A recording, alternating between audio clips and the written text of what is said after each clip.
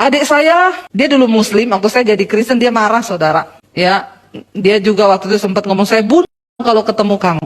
Akhirnya dia jadi Kristen, dia percaya Yesus waktu kerusuhan di Poso. Dia berjumpa dengan Tuhan Yesus secara pribadi ketika kerusuhan itu, karena dia lari di atas gunung 3 hari nggak makan. Dan di situ dia bilang, kematian di depan mata saya. Jadi dia berdoa, Tuhan, siapa Tuhan yang benar itu?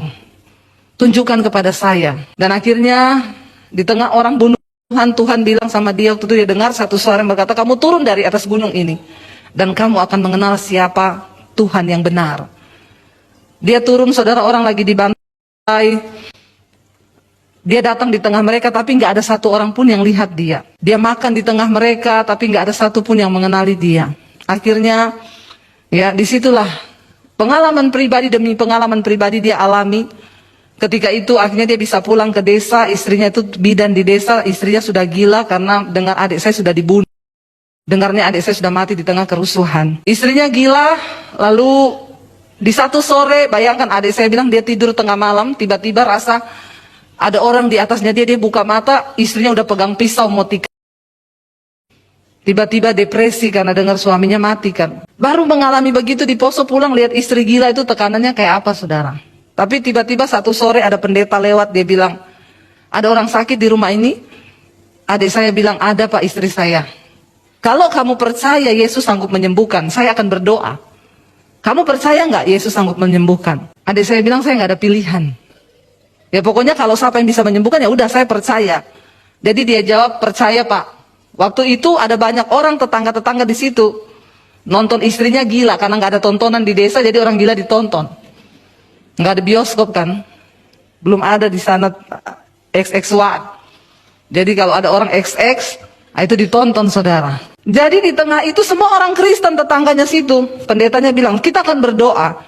Yang percaya saja bahwa ini Yesus sanggup sembuhkan boleh tinggal di ruangan ini. Yang nggak percaya keluar, semua keluar. Tidak ada yang percaya, yang tersisa tinggal adik saya, pendeta sama istrinya. Jadi pendetanya bilang, oke, dengan iman kita yang ada kita berdoa. Begitu selesai dia tumpang tangan atas istri adik saya, tiba-tiba istri adik saya sadar, nangis minta makan, mandi. Disembuhkan Tuhan saat itu juga. Akhirnya adik saya bilang, besok kita ke gereja. Saya mau dibaptis. Saya mau menyerahkan hidup saya sama Tuhan Yesus. Datang ke gereja dibaptis.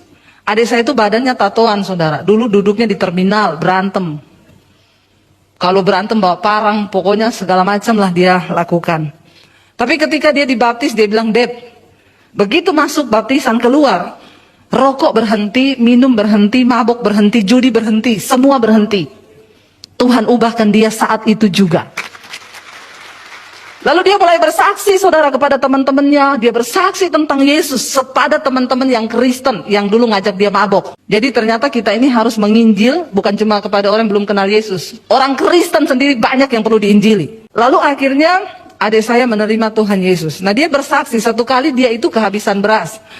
Karena waktu itu papi saya kepala kantor, papi saya bilang, kalau kamu tinggalkan Yesus, ganti KTP-mu, saya kasih jatah kamu diangkat dari pegawai negeri. Ada 2 jatah waktu itu, adik saya bilang tidak. Saya tidak mau menyangkal Yesus apapun resikonya. Karena Tuhan yang sudah menyelamatkan saya. Akhirnya papi saya tidak kasih dia, dikasih ke orang lain jatah itu. Lalu adik saya jadi tukang ojek. Untuk bisa menghidupi dirinya. Dia datang ke gereja kecil di desa itu, dia bilang, Pak saya mau melamar melayani Tuhan di sini. Bapak pendetanya tanya, melayani di bidang apa? Musik kita sudah punya. Enggak pak, saya mau melayani jadi cleaning service. Cuma itu yang saya bisa lakukan. Pendetanya bilang gini, tapi saya nggak bisa bayar kamu. Enggak pak, bapak enggak perlu bayar saya. Tuhan Yesus, saya utang sama Tuhan itu sudah terlalu banyak. Saya mau melayani pak di sini jadi cleaning service, nggak usah dibayar. Lalu dia sambil tarik ojek saudara, satu kali dia kehabisan beras. Anaknya masih baby, dia berdoa, Tuhan, aku tahu engkau Tuhan yang sanggup mencukupi kebutuhanku dan engkau tidak akan permalukan karena saya tidak akan meminta-minta kepada siapapun. Jam 3 pagi ada orang ketok pintu rumahnya saudara. Dia buka nggak ada orang, udah ada beras 1 karung di depan pintu. Dia kaget, dia bilang, Dad, Tuhan itu benar-benar hidup. Iya, kita tidak perlu khawatir. Sebab khawatir tidak menambah apapun, sebaliknya percaya itu akan membangkitkan iman. Nggak tahu siapa yang antar. Tapi pasti Tuhan yang turut bekerja. Bukan jatuh dari sorga yang pasti.